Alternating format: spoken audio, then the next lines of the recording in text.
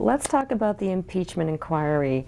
Is this phone call to Ukraine's president, is this what America needed that Mueller couldn't produce? Mueller's investigation was so weak in the sense that it produced facts that we already knew, and he was unable to even get an interview with Trump.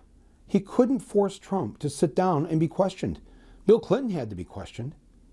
But Trump, see, people laugh at Giuliani and Trump's lawyers, a guy named Ty Cobb, but they clearly were geniuses in some weird sense because they protected Trump from ever having to answer a question under oath from the prosecutor.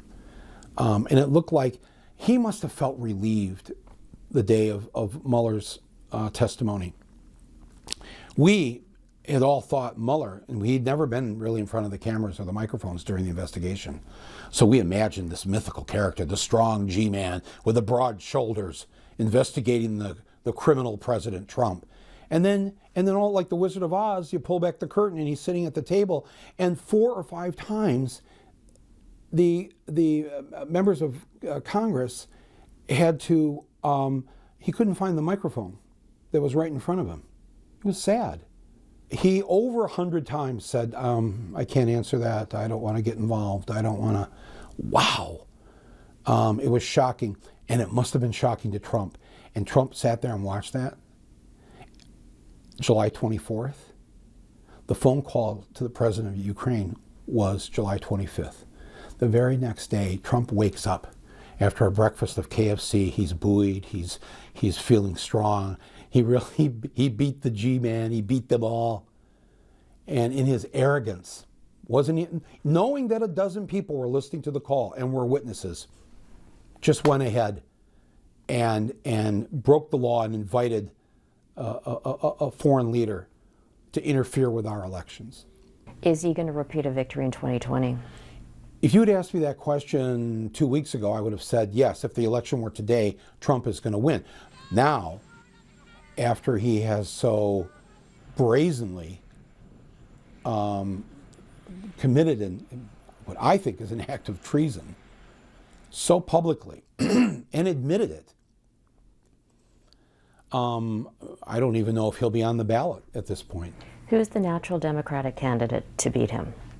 Well, I think there's 4 or 5 that could beat him, but beating Trump is not enough. Hillary beat him. Beating him isn't what we have to do. You have to crush him. I don't know if it's any of the 19 that are running. So in order to absolutely crush Trump, like if you want to absolutely make sure that Trump is going to lose, I'd be running a beloved American. And in my mind, that person is Michelle Obama. If everybody, as soon as I say that to anybody, they go, oh yeah. And then right away they go, oh, she wouldn't want, she's not going back there. Do you think Joe Biden could be your guy? I like Joe Biden. I've met him a couple times. He's a good guy.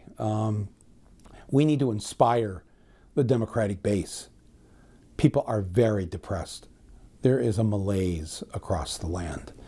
And next November 3rd, a little over a year from now, we need a person who, when you, the American voter, wake up in the morning, you can't wait to get out of bed to go vote for fill in the blank.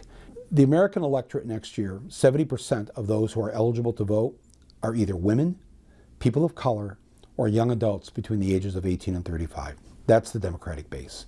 So what can be done to either, first of all, pick a candidate that's going to inspire women, people of color, and young people to not only go to the polls, but bring 5 to 10 people with them. That's what we should be thinking about. That's the strategy.